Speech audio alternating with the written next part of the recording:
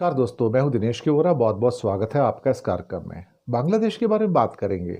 बांग्लादेश में सिचुएशन बहुत ज़्यादा इस समय क्रिटिकल होती चली जा रही है। हम लगातार बांग्लादेश के बारे में अपने वर्ल्ड व्यू में, वर्ल्ड न्यूज़ के अंदर बात कर रहे हैं। अदरवाइज भी हम अपने एपिसोड्स के अंदर लगातार इसके ऊपर बात कर रहे हैं। दरअसल वहाँ पर एक टसल चल रही है और वो टसल स्टार्ट हुई है आर्मी की और मोहम्मद यूनुस के बीच में। मोहम्मद यूनुस, जैसे कि कहा जा रहा है कि लगातार इलेक्शंस को टालते नजर आ रहे हैं। बीएनपी जो कि खालिदा जिया की है, वो भी उस बात से नाखुश है। इसके अलावा नाहिद इस्लाम जो कि नागरिक पार्टी के चीफ हैं, वो भी इससे नाखुश हैं। आर्मी भी इससे नाखुश है। लेकिन मुझे लगता है कि अब चूंकि कुर्सी का नशा चढ़ गया है, हालांकि बांग्लादेश के बहुत सारे लोग कहते हैं कि यूनुस साहब अच्छा कर रहे हैं, लेकिन मुसीबत ये है कि राजनीति अच्छा और बुरा करने से नहीं होती। राजनीति उससे होती है कि जहां पर आप कितने लोगों को सेटिस्फाई कर पाते हैं। अगर आर्मी सेटिस्फाइड नहीं है, स्टूडेंट सेटिस्फाइड नहीं है, बीएनपी सेटिस्फाइड नहीं है, अवामी लीग को आपने पूरा का पूरा एक पार्टी को ही कैंसिल करवा दिया, सस्पेंड करवा दिया, इलेक्शन कमीशन से बाहर करवा दिया, तो फिर आप अपने लिए मुसीबतें मोल ले रहे हैं। इसके बाद फिर आपने बीच में आर्मी के जो चीफ थे उनको अमेरिका जाने से मना कर दिया। उसके बाद वो रूस गए और वहाँ जाके क्या क्या क्या खिचड़ी पक रही है वो तो हमें भी नहीं पता, लेकिन कुछ तो चल रहा है। शेख हसीना ऑलरेडी भारत के अंदर शरण लेकर बैठी हुई हैं और बीच में आप चाइना का चक्कर काट आए, आपको वहाँ भी रेड कारपेट वेलकम मिल गया। आपने तीस्ता का जो सारा प्रोजेक्ट था वो चाइना को सौंप दिया। साथ पे लाल मोनीर हाट के अंदर आपने चाइना को एक एयर बेस बनाने की बात की, जो कि चिकन स्नैक से 135 किलोमीटर की दूरी पर है। अब सवाल ये पैदा होता है कि आर्मी चीफ से भिड़कर आपको क्या मिलने वाला है। इस बीच चाइना के ग्रुप्स की और अमेरिका की मिलिट्री प्रेजेंस भी बांग्लादेश के अंदर बढ़ती चली जा रही है। अब कुछ ऐसे हालात निकल कर आ रहे हैं कि जहां पर तख्ता पलट की बात हो रही है, यानी कि पिछले अगस्त में तख्ता पलट हुआ था, तो क्या एक तख्ता पलट और होने जा रहा है बांग्लादेश के अंदर? मुझे लगता है कि सिचुएशन क्रिटिकल है और हमें इसके बारे में बात करनी चाहिए। अब वकार जमा जो कि वहां के आर्मी चीफ हैं, वो बहुत गुस्से में है।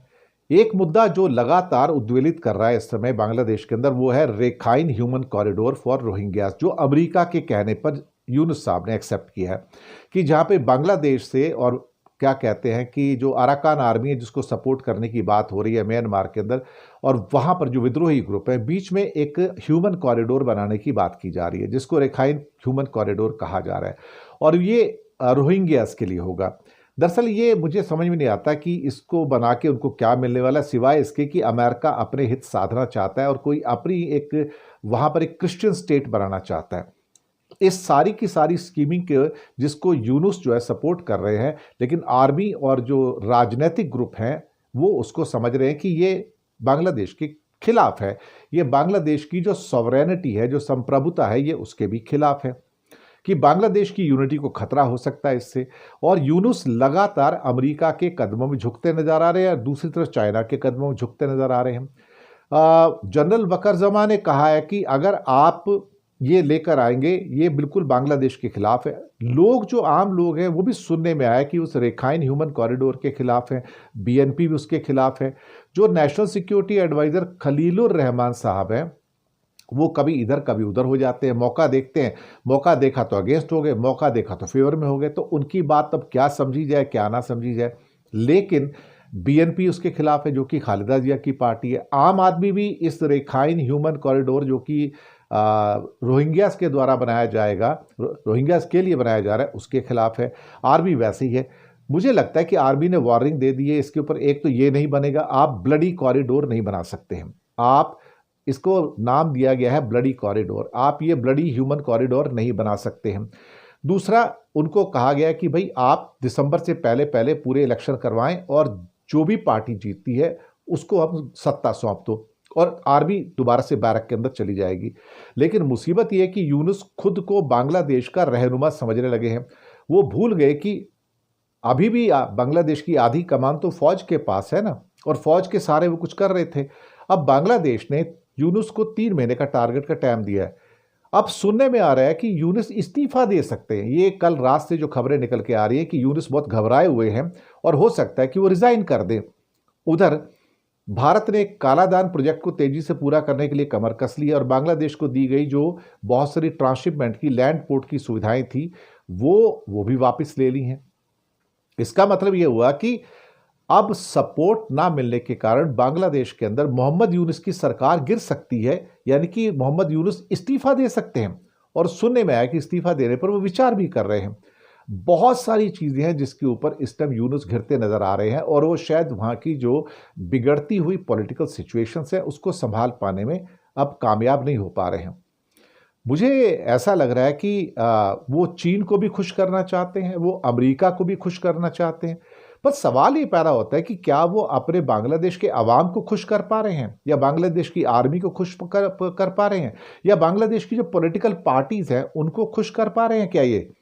और बीच में उन्होंने सारे के सारे करेंसी नोट भी कैंसिल कर दी कि अब क्या कहते हैं, शेख मुजीबुर रहमान जो कि फादर ऑफ नेशन है, बंग बंधु हैं, उनके सारे के सारे उसके फोटो हट जाएंगे और सारी करेंसी भी कैंसिल कर दी।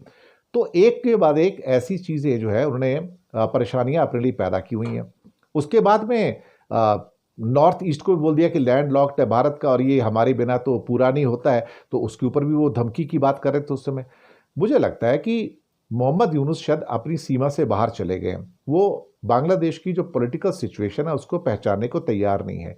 ये बात सही है कि बांग्लादेश में करप्शन बहुत ज़्यादा है। शेख हसीना भी बहुत करप्ट थी, उनके साथ के लोग भी करप्ट थे, खालिदा जिया उससे पहले थी, वो भी करप्ट थे। तो करप्शन तो वहाँ का एक फिनोमेना है, लेकिन करप्शन इस बात का क्या कहते हैं, एक फाउंडेशन नहीं बन सकता कि आप वहाँ पर इलेक्शन ना कराएं और इलेक्शन ना करवाने को लेके फिर आप खुद ही गद्दी ना छोड़ें।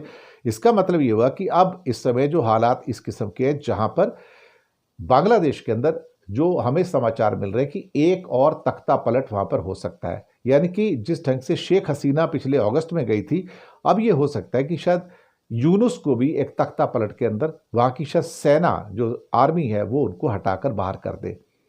अगर ये होता है तो बड़ा दुर्भाग्यपूर्ण होगा बांग्लादेश के लिए, क्योंकि तख्ता पलट के बाद हम ये समझ रहे थे कि हालात अच्छे हो जाएंगे, लेकिन वहाँ पर माइनॉरिटीज़ के ऊपर अटैक भी हुए हैं, ये भी बिल्कुल सही है। आंदोलन हुए, 600 से ज़्यादा लोगों की जान गई, 100 से ऊपर उसमें हिंदुओं की भी मौत हुई है, ये बात तो सही है। लेकिन यूनुस के पास रास्ता क्या बचा है?